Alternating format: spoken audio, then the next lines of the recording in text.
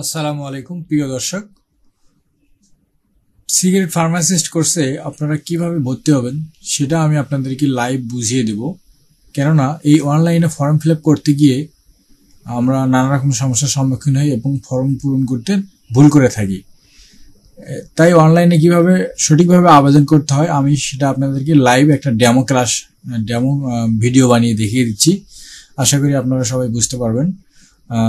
এটা হচ্ছে বাংলাদেশে ফার্মেসি কাউন্সিলের ওয়েবসাইট। এখানে আমরা কিভাবে যাব সেটা আমি আপনাদেরকে দেখিয়ে দিচ্ছি। প্রথমে আমরা একটা ব্রাউজারে পিসিবি লিখে সার্চ করব, শুধুমাত্র পিসিবি লিখে সার্চ করব। সার্চ করলেই আমাদের সামনে এই ওয়েবসাইটটা আসবে।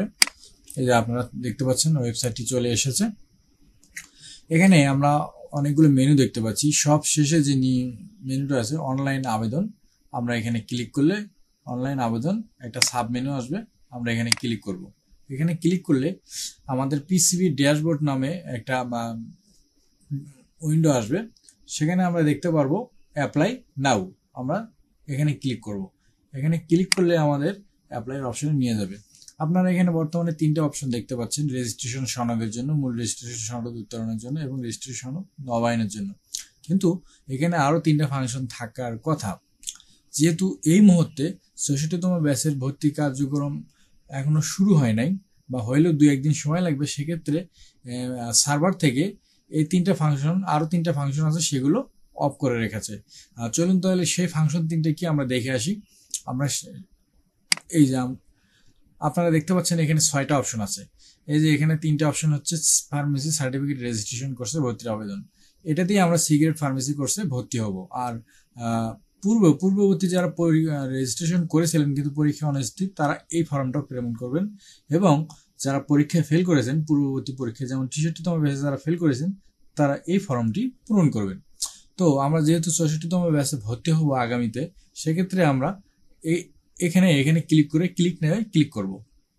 তার মানে আমরা ৬৬তম ব্যাচে ভর্তির জন্য আবেদন কিভাবে করতে হয় আবেদনটা আমরা এখন শুরু করব। তাহলে আমরা এখানে ক্লিক করলাম। ক্লিক করলে আমাদেরকে এই উইন্ডোতে নিয়ে আসবে। এই উইন্ডোতে আমরা প্রথমে কি করব, এই উইন্ডোতে প্রথমে আমরা অ্যাপ্লাই নাও বাটনে ক্লিক করলেই আমাদের এই উইন্ডোতে নিয়ে যাবে অ্যাপ্লিকেশন প্যানেল। অ্যাপ্লিকেশন প্যানেলে প্রথমে আমরা যেটা দেখতে পাচ্ছি, এখানে সিলেক্ট ডেট মানে জন্ম তারিখটা আপনাদেরকে এখানে ইনপুট দিতে বলছে। এখানে আমরা দেখতে পাচ্ছি যে সিলেক্ট ডেট। আপনারা এই 3 কোণা চিহ্নতে ক্লিক করলে 1 থেকে 31 পর্যন্ত আপনারা ডেট দেখতে পারবেন। তারপরে আপনারা আপনাদের ডেটটা তারিখটা এখানে সিলেকশন করে দেবেন। তারপরে এখানে ক্লিক করলে আপনারা 12 মাসের সংখ্যা দেখতে পারবেন, 1 থেকে 12 পর্যন্ত। এখানে আমরা যদি মনে করেন আমার জন্ম ডেট 1/2/91, তার এখানে আমরা 1 লিখবো, এখানে 2 লিখবো, আর এখানে সিলেক্ট ইয়ারটা 1991 লিখে দেবো। তারপরে এইখানে আপনার এজ অটোমেটিক ক্যালকুলেশন হবে। যদি না হয় তাহলে আপনারা ম্যানুয়াল ইনপুট দিয়ে দিবেন। ওকে, তারপরে এখানে প্রসিড বাটনে ক্লিক করতে হবে। প্রসিড বাটনে ক্লিক করলে আপনাদেরকে এই প্যানেলে নিয়ে আসবে। এই প্যানেলে হচ্ছে আমরা যে জন্ম তারিখটা এখানে সিলেকশন করে দিয়েছিলাম, বয়স দিয়েছিলাম, সেটা এখানে আমরা দেখতে পারবো। তারপরে আমরা এখানে ট্রেনিং সেন্টারটা সিলেকশন করব। এখানে এই মেনুতে ক্লিক করলে আমরা বাংলাদেশের যে কটা সিগারেট ফার্মাসিস্ট ট্রেনিং সেন্টার আছে সেগুলো দেখতে পারবো। মনে করুন আমি গাজীপুর থেকে ভর্তি হচ্ছি, গাজীপুর এখানে সিলেকশন করে দেবো। এখানে গাজীপুর সিলেকশন করে দেবো। তারপর আমরা এখানে সেশনটা সিলেকশন করে দেবো। সেশনটা কি, সেশনটা আমি আপনাদেরকে দেখিয়ে নিয়ে আসি।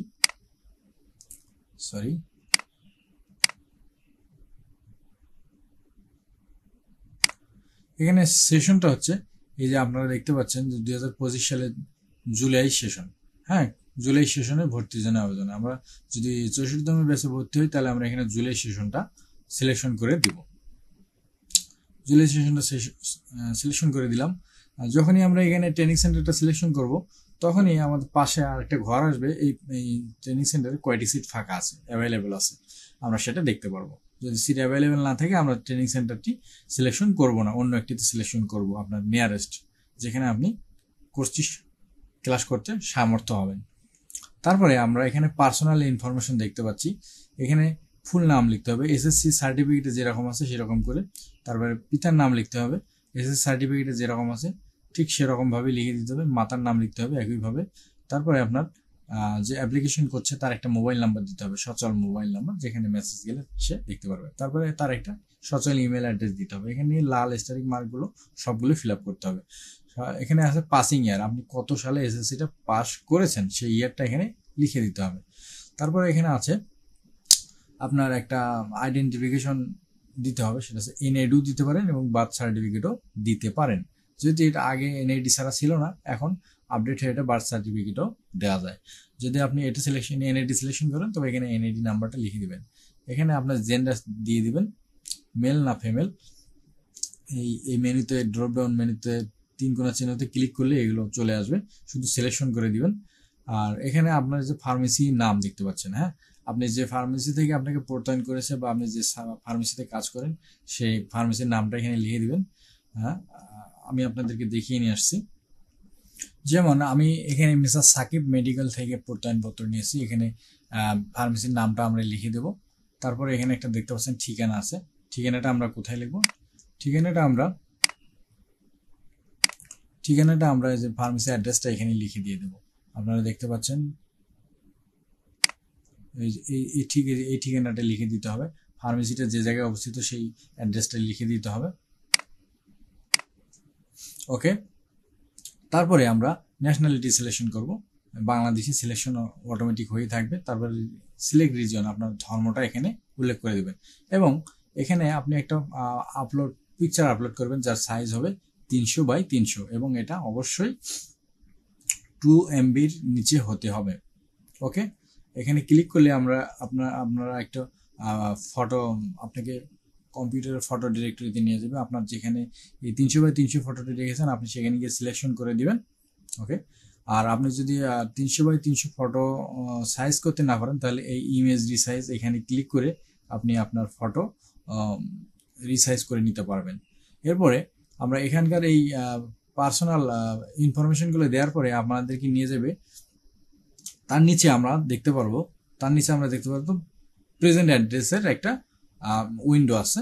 এই যে আপনারা দেখতে পাচ্ছেন প্রেজেন্ট অ্যাড্রেস আপনারা দেখতে পাচ্ছেন, এই যে এখানে প্রেজেন্ট অ্যাড্রেস। তো এটা আমরা এই প্রেজেন্ট অ্যাড্রেসে কি লিখবো? এই যে ড্রপ ডাউন মেনুতে ক্লিক করলে ডিভিশন আমরা দেখতে পারবো। ডিভিশন, যেমন আমার ডিভিশন আছে ঢাকা বিভাগ, এখানে ক্লিক করলে আমরা ডিভিশনটা ঢাকা দিয়ে দেবো। তারপর ঢাকায় কোন ডিস্ট্রিক্ট, যেমন আমি গাজীপুর থেকে উঠতে হবে, এখানে গাজীপুরটা দিয়ে দেবো।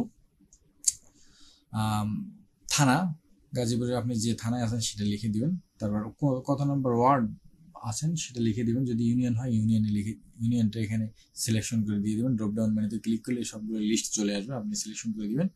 তারপরে আপনার গ্রামের নামটা এখানে দিয়ে দিতে হবে। হ্যাঁ, এখানে আপনার গ্রামের নামটা দিয়ে দিতে হবে। আপনারা দেখতে পাচ্ছেন আপনার গ্রামের নামটা এখানে দিয়ে দিতে হবে, গ্রামের নামটা এখানে দিবেন। তারপরে আপনার হাউস নাম্বার যদি থাকে দিবেন।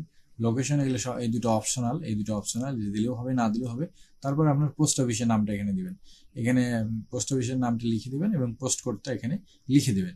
ওই পোস্ট অফিসের নাম এবং ওই পোস্ট অফিসের যে কোডটা আছে সেটা আপনি এখানে লিখে দিবেন।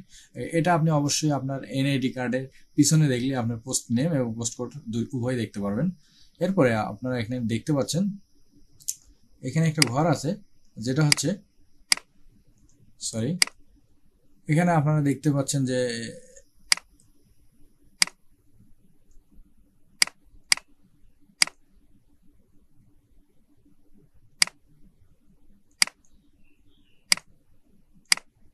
এখানে আপনারা দেখতে পাচ্ছেন পার্মানেন্ট অ্যাড্রেস এবং প্রেজেন্ট অ্যাড্রেস যদি সেম হয় তাহলে আপনারা ইয়েস দিবেন। ইয়েস দিলে এখানে ইয়েসে ক্লিক করলে আর কোনো অ্যাড্রেস লিখতে হবে না, এবং যদি নো হয় তাহলে আপনি এটা সিলেকশন করা মাত্রই আপনার এখানে একটা পার্মানেন্ট অ্যাড্রেস লেখার জায়গায় চলে আসবে। এই যে এখানে নো দেওয়া হয়েছে এবং নো দিলে আর এই ঘরটা ফিল আপ করতে হবে না, ওই আগেরটাই সেভ হয়ে যাবে, পার্মানেন্ট এবং প্রেজেন্ট অ্যাড্রেস সেমই হয়ে যাবে। যদি ইয়েস হয় তাহলে আপনাকে নতুন করে যে আপনি বর্তমান যে ঠিকানা পার্মানেন্ট অ্যাড্রেস আছে সেটাই মানে প্রেজেন্ট অ্যাড্রেস আছে সেখানে আবার আপনাকে ফিল আপ করে দিতে হবে, যদি আপনি দুইটা অ্যাড্রেস ব্যবহার করতে চান। এরপরে আপনাকে কিছু ডকুমেন্ট দিতে হবে। প্রথমে আপনারা এই যে ড্রপ ডাউন মেনুতে ক্লিক করে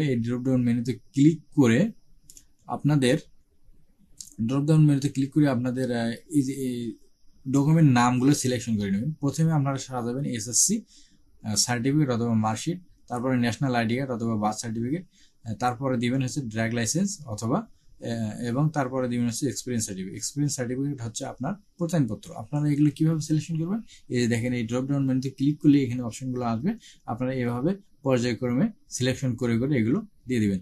তারপরে আপনি ডকুমেন্টটা এখানে আপলোড করবেন। এখানে সার্টিফিকেটটা আপনার এই ডকুমেন্ট ফাইলের উপর ক্লিক করবেন।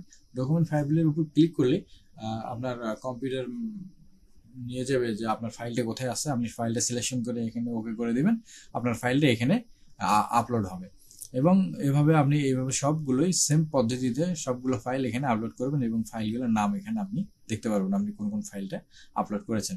তারপরে ডান পাশে আপনি দেখতে পাচ্ছেন রোল নাম্বার, এসএসসি রোল নাম্বারটা এখানে দিবেন এবং রেজিস্ট্রেশন নাম্বারটা এখানে লিখে দিবেন। এরপরে আপনাকে একটা পাসওয়ার্ড দিতে হবে।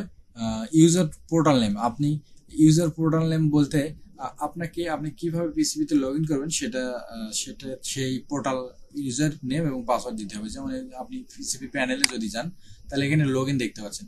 তো এই লগ ইনে আমরা যদি ক্লিক করি, লগ ইনে ক্লিক করলে আমরা দুটো জিনিস দেখতে পারবো, ইউজার নেম এবং পোর্টাল পাসওয়ার্ড। তো আপনাদের এটা ক্রিয়েট করতে হবে। এটা ক্রিয়েট করার জন্য আপনাদেরকে এই যেমন এখানে আমি এটা ফিল আপ করে দিয়েছি, যেমন ইউজার নেম ছোট হাতের দিতে হবে, সবগুলো অক্ষরে ছোট হাতের দিতে হবে। এখানে ডান পাশে টিসি আছে, টিসি কিন্তু এখানে যুক্তই থাকবে, টিসি আগে থেকে এখানে থাকবে। আর এখানে আপনারা পাসওয়ার্ড দিবেন। পাসওয়ার্ড হচ্ছে নাম্বার, বড় হাতের, ছোট হাতের এবং স্পেশাল ক্যারেক্টার, এগুলো আপনারা সব মিলিয়ে 8টি সংখ্যার একটা পাসওয়ার্ড দিতে হবে। ওকে, তারপরে পাসওয়ার্ড ইউজার নেম এবং পাসওয়ার্ড দেওয়ার পরে আপনারা পে অ্যান্ড সাবমিটে যাবেন, ক্লিক করবেন। পে অ্যান্ড সাবমিটে ক্লিক করলে আপনাদের সামনে পিসিবি পোর্টাল গভর্নমেন্ট থেকে এখানে পেমেন্টের যে অপশনগুলো আছে যেমন বিকাশ, নগদ, রকেট, আমরা সাধারণত এই তিনটেই ব্যবহার করি। যদি আপনি বিকাশ সিলেকশন করেন তাহলে আপনাকে পে করতে হবে 5,128.21 পয়সা। হ্যাঁ, আপনি এখানে পে নাওতে ক্লিক করলে আপনাকে বিকাশের যে পেমেন্ট গেটওয়ে আছে সেখানে নিয়ে যাবে। এখানে নিয়ে যাওয়ার পরে এখানে আপনি দেখতে পাচ্ছেন আপনার বিকাশ অ্যাকাউন্ট নাম্বারটা এখানে লিখে দিতে হবে। এখানে লিখে দেওয়ার পরে আপনি যে প্রসিড বাটনে ক্লিক করবেন। প্রসিড বাটনে যদি আপনি ক্লিক করেন, এই যে আপনারা দেখতে পাচ্ছেন এই প্রসিড বাটনে এখানে যদি আপনি ক্লিক করেন তাহলে আপনাদেরকে ঠিক পরের এই উইন্ডোতে নিয়ে আসবে। প্রসিড বাটনে ক্লিক করা মাত্রই আপনার মোবাইলে একটা ওটিপি 5 সংখ্যার একটা ওটিপি যাবে। ওটিপিটা আছে এই যে আপনারা দেখতে পাচ্ছেন একটা ওটিপি যাবে। ওটিপিটা এখানে দিয়ে আপনি এখানে প্রসিড করবেন, আবারও এখানে প্রসিড করবেন, আবারও এখানে প্রসিড করবেন, এখানে প্রসিড ক্লিক করবেন। ক্লিক করলে আপনাদেরকে পরবর্তীতে কোথায় নিয়ে যাবে, পরবর্তীতে প্রসিড বাটনে ক্লিক করার পরে আপনাদেরকে পিসিবির সেই লগ ইন পেজে নিয়ে যাবে, ঠিক এখানে নিয়ে আসবে। পিসিবির এই লগ ইন পেজে নিয়ে আসবে। আপনি যে একটু আগে যে ইউজার নেম এবং পাসওয়ার্ডটা দিয়েছেন একটু আগে, এখানে আপনাদেরকে নিয়ে আসবে, এখানে এই পেজে নিয়ে আসবে। তারপরে আপনি এখানে লগ ইনে গিয়ে যে ইউজার নেমটা এবং পাসওয়ার্ডটা দিয়েছেন এটা দিয়ে আপনি এখানে লগ ইন করবেন। এখানে লগ ইন করলেই আপনার আবেদনের বর্তমান অবস্থা আপনি জানতে পারবেন। যেহেতু আমি আপনাকে একটা পিডিএফ এর মাধ্যমে দেখিয়ে দিয়েছি আর 64তম ব্যাচের ভর্তি কার্যক্রম এখনো চলমান নয়, সেহেতু আমি চলমান অবস্থাটা দেখাতে পারছি না। লগ ইন করার পরে এখানে দিলেই লগ ইন হয়ে যাবে। তারপরে আপনার ভর্তির চলমান অবস্থাটা দেখতে পারবেন, ঠিক বর্তমানে কোন অবস্থায় আপনি আছেন। ওকে, আশা করি ভিডিওটি আপনাদের ভালো লেগেছে। আর হ্যাঁ, যদি ভালো লেগে থাকে অবশ্যই আমার চ্যানেলটিকে সাবস্ক্রাইব করবেন এবং পাশে থাকা বেল বাটনটি বাজিয়ে দিবেন। এবং ফার্মেসি কাউন্সিল সম্বন্ধে যাবতীয় ইনফরমেশন পেতে আমার চ্যানেলটিকে অবশ্যই সাবস্ক্রাইব করে বেল বাটনটি বাজিয়ে রাখবেন। আসসালামু আলাইকুম। আজকে এই পর্যন্ত, দেখা হবে অন্য একটি নতুন ইনফরমেশনাল ভিডিও নিয়ে।